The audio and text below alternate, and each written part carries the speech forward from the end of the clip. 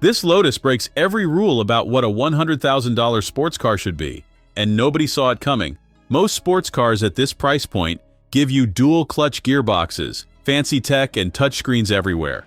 This one gives you a manual transmission that feels like it came from 1995, hydraulic steering that actually talks to you, and a supercharged Toyota V6 that sounds angrier than anything wearing a Lotus badge should. Here's where it gets interesting. The 2026 Emira costs $106,900 for the base turbo model. That's expensive. But here's the thing most people miss. This is the last gasoline-powered Lotus ever made. After this, it's all electric. Forever. So this isn't just a sports car, it's a time capsule. The V6 version makes 400 horsepower from a supercharged 3.5-liter engine borrowed from Toyota. The same engine that powers old Camrys and Tacomas. Except Lotus bolted an Edelbrock supercharger to it and tuned it to scream at 6,800 revolutions per minute. 0 to 60 happens in 4.2 seconds. That's quick, but not hypercar territory. But numbers don't tell the story here. The Emira weighs just 3,188 pounds. That's lighter than a modern Mustang. The chassis is bonded aluminum, built like a race car, stiff as a bank vault. Double wishbone suspension at all four corners. The kind of setup you only see in six-figure exotics. And the steering? Pure hydraulic. No electric assist, no filters. When you turn the wheel, you feel every pebble, every camber change, every molecule of grip the tires have left. It's unnerving at first. Then it becomes addictive. Most modern sports cars feel like they're protecting you from the road. This one throws you into it. Here's the part that changes everything. The manual transmission is the only way to get the V6. That 6-speed gearbox has a heavy clutch that demands respect. The throws are long and mechanical, like shifting a classic car.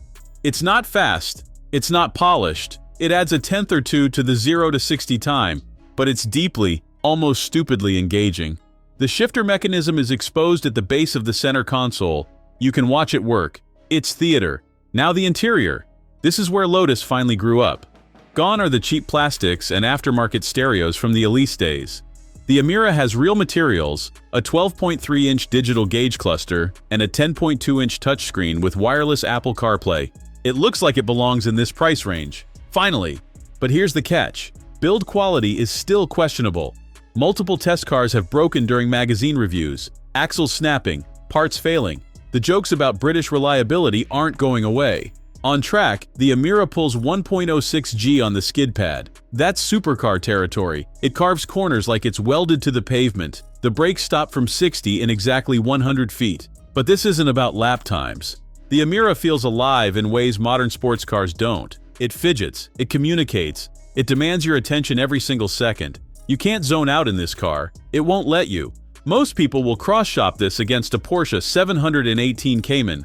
The Cayman is faster, smoother, more refined, but the Cayman also feels a little numb, a little safe. The Emira feels dangerous. So yeah, this car breaks the rules. It's heavy where it should be light, manual where it should be automatic, analog where it should be digital. And somehow, that's exactly what makes it brilliant.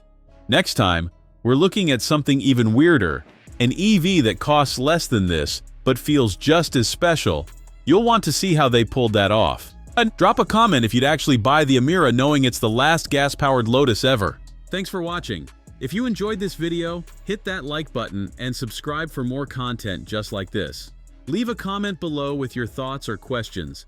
I read every single one. And don't forget to click the bell icon to get notified about my next upload. See you in the next video.